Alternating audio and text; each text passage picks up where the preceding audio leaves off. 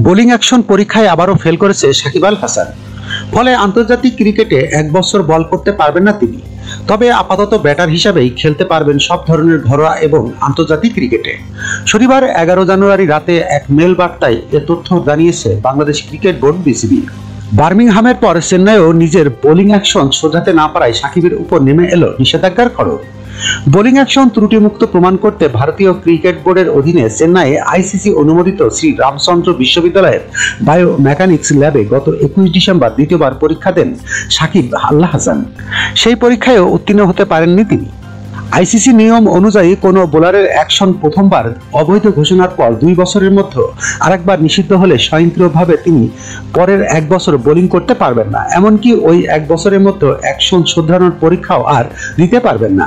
এর আগে আন্তর্জাতিক ক্রিকেটে অভিষেকের পর প্রায় 2 দশক পর ইংলিশ কাউন্টি ক্রিকেটে খেলতে গিয়ে প্রশ্নবিদ্ধ অ্যাকশনে বোলিং করার অভিযোগ ওঠে সাকিব আল হাসানের বিরুদ্ধে। যখনকার খবর তখনই দেখতে চোখ রাখুন সুন 24 টিভিতে। চ্যানেলটি সাবস্ক্রাইব করুন।